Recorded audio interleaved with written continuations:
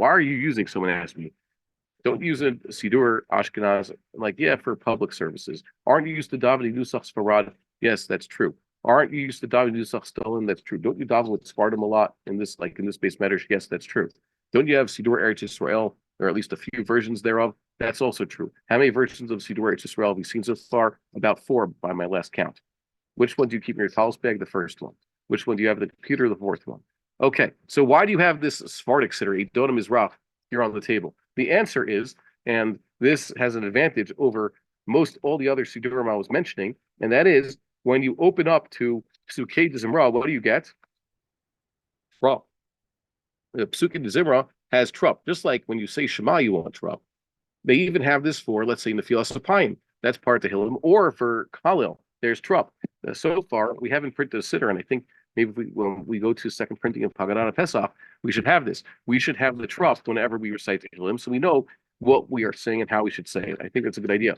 One of the things I did to compensate for this is I have in my tallis pad right outside, I keep a Sefer Tehillim also. So when I say Psukei de Zimra in the morning, I'm not using my siddur, I'm using a Tehillim. When it comes time to say Hallel on holidays, so I take out my Sefer Tehillim, I use that. Biographical note, I mentioned last week we were going to be observing my grandfather's yahrzeit yesterday. That was, thank God we had a party here, although we had a little bit of a siyum in his honor. I never got to meet my paternal grandfather. My father had a strong connection to his own maternal grandfather, who was a Stoliner Chassid, okay, that family. Except my maternal great-grandfather, my father's maternal grandfather, had no sons, only daughters. And as it would have it, my grandmother, who came from a Stoliner line, her husband was a total Litvak. That's my paternal line. So the Hasidus ended there.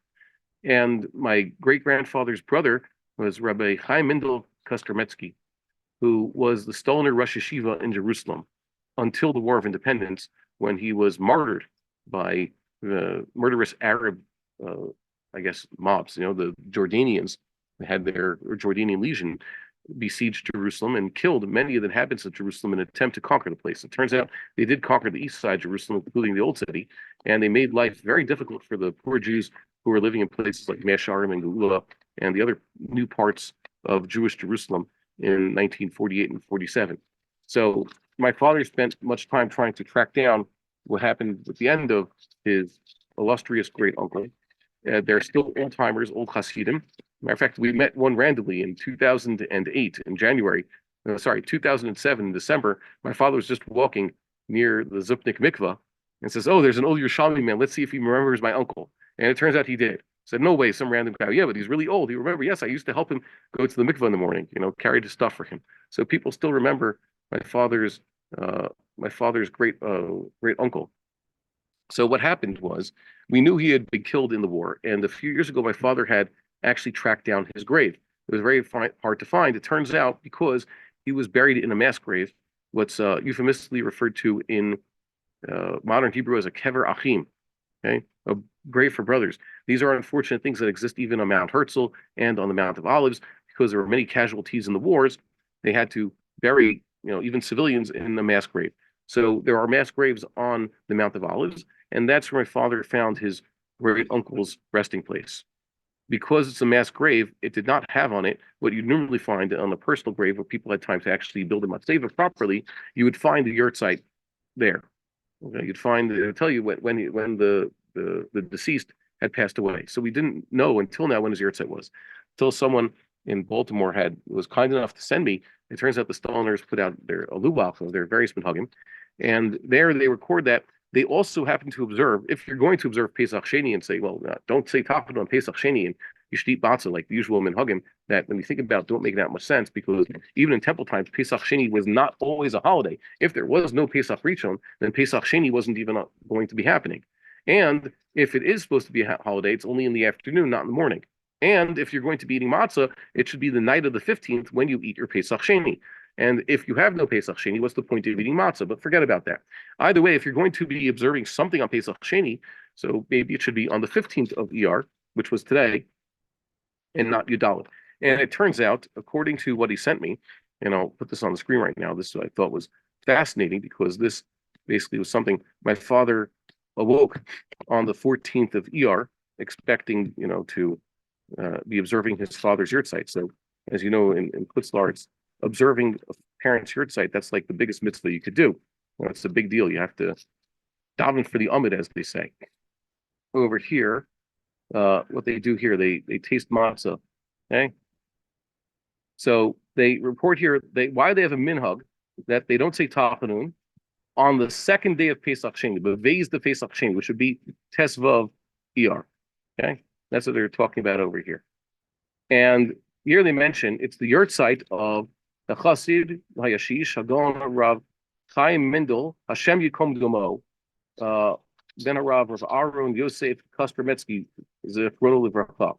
It's the yurtzeit of this Rav, who is my father's great uncle, the former Stoliner Rosh Yeshiva. Mishari Hassidi Kamai. He was one of the early Hassidim. She'od zacha b'yaduto lirod et Maran Adoninu Morenu Rabbeinu Zatzal. He had met, and while he was still a child, our Admor. I think this is a reference to Rabbi Aaron of Karlin, one of the early Admorim, the one who wrote Ka'ach, for example. And she makes Kirosh Yeshiva the Ludmir from Latzat Hagon Reb Chaim Brisk, who was originally Rosh Yeshiva Ludmir, on the recommendation of the Brisker Rav. Yeshivas Or Yisrael Lunins.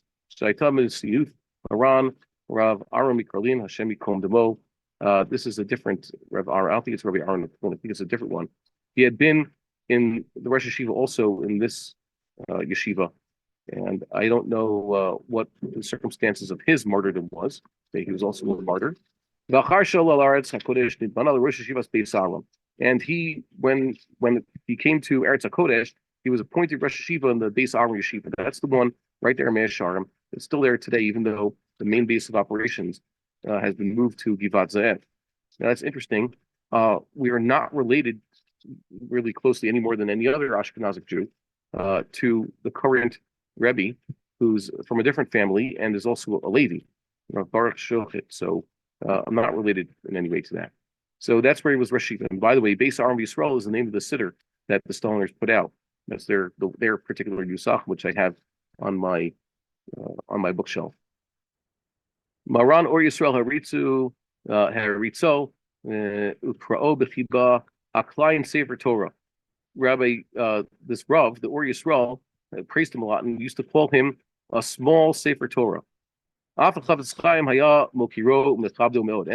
Chaim also greatly cherished him and respected him. And he used to give over many of the ma'amarim, the sayings, and the stories from our holy rabbis, etc.